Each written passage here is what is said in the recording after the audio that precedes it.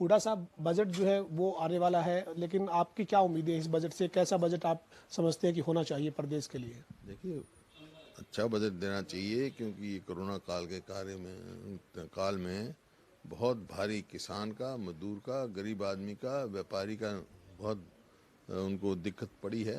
मंदी का था, तो हर वर्ग के लिए, खास तौर पे जो फ्रंट लाइन वर्कर रहे हैं, चाहे वो सफाई कर्मचारी हैं, चाहे नर्सेज हैं, चाहे डॉक्टर हैं, उन्होंने जो अपनी जान जोखिम में डाल के ये हॉस्पिटल में भी, बाहर भी सफाई भी रखी है, अपनी जान जोखिम में डाल के जो कोरोना से लड़ाई की है, उनका स्पेशल जो अनाउंस किया था, अब तक शायद वही स्टिमुलस पैकेज नहीं दिया, और सबके लिए कोई ना कोई राहत का कार्य इनको देना चाहिए, राहत देनी चाहिए, स्टिमुलस पैकेज देना चाहिए, ताकि सबको राहत मिले और जो मार पड़ी है उसमें कुछ उनकी मदद हो सके। सर, 3 महीने से ज़्यादा का वक्त हो गया है, किसान जो है वो आंदोलन पर बैठे हैं।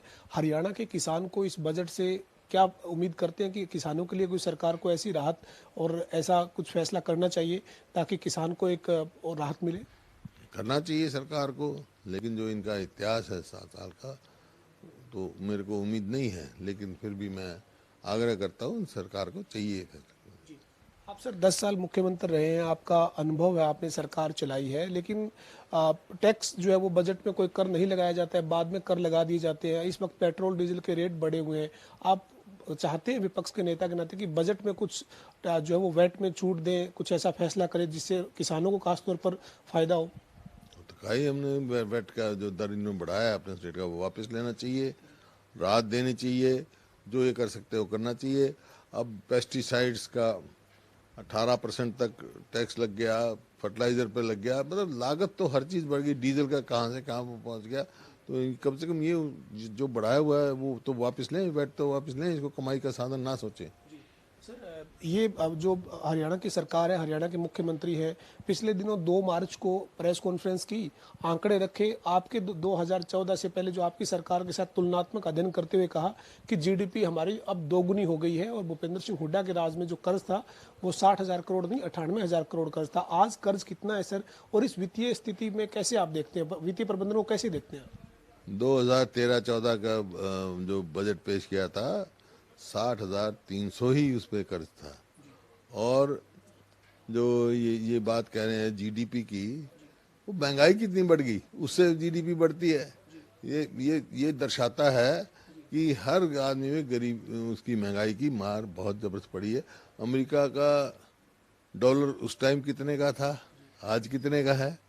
डीजल क्या भाव था, आज कितने क्या भाव है? उस हिसाब से जीडीपी की बात कर रहे हैं। लेकिन आर्थिक स्थिति हमारे समय में मजबूत थी, किसान खुशहाल था, गरीब आदमी खुशहाल था, कर्मचारी भी खुशहाल था। आज कोई भी सरकार से खुश नहीं है, सब विमुख है इस सरकार से।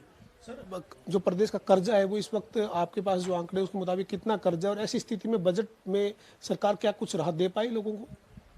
जो बी था उसमें तो 1,98,000 तक समझो, 2 लाख के करोड़ खर्चा था।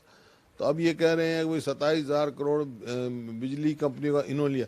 वो तो 15-16 में लिया होगा, हमारे समय में वो कर्जा हमारे सिर पे नहीं था। वो तो अब बिजली कंपनी मुनाफे में जा रही है, पर सरकार कैसे? वो तो इनका फैसला था लेने का, हमारे हमने तो बता दिया। लेकिन जिस स्पीड से इन्होंने कर्जा किया है, तनख्वाह देने के लिए कर्जा लेते हैं, काम चलाने के लिए लेते हैं, बाकी करते कुछ नहीं, चारवाक की नीति पे चल रहे हैं। कर्जा लो, घी पियो, और मर जाने के बाद कोई नहीं पूछेगा, जाने के बाद समझते कुछ नहीं पूछेगा, लेकिन आने वाली पीढ़ी के ऊपर कर्जा छोड़ जाएंगे। सर, अविश्वास प्रस्ताव आप लेके आए थे चौथे दिन की कार्यवाही में। अविश्वास प्रस्ताव में आपको जो है वो 32 वोट मिले, सरकार के पास 55 वोट थे। मुख्यमंत्री कह रहे हैं कि हमें तो मौका दिया है उन्होंने अपने पक्ष को रखने का, और ऑन द मुंह उनका अविश्वास प्रस्ताव गिरा है। ये मुख्यमंत्री ने सदन के बाहर भी कहा है सर।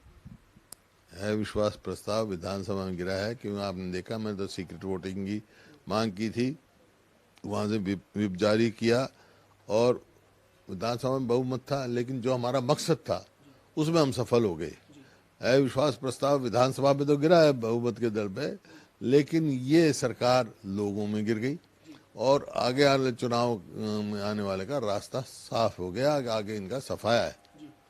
अंतिम सवाल है सर, अभी जो कल अविश्वास प्रस्ताव आया है उसके बाद प्रदेश में जींद जिले के अगर हम करें तो वहां पे कुछ लोगों ने ये कहा कि हम उन विधायकों को गांव में नहीं घुसने देंगे जो सरकार के पक्ष में खड़े हुए थे, 55 जो विधायक थे हम उनको नहीं घुसने देंगे। इस तरह के फैसले को आप कैसे देखते हैं?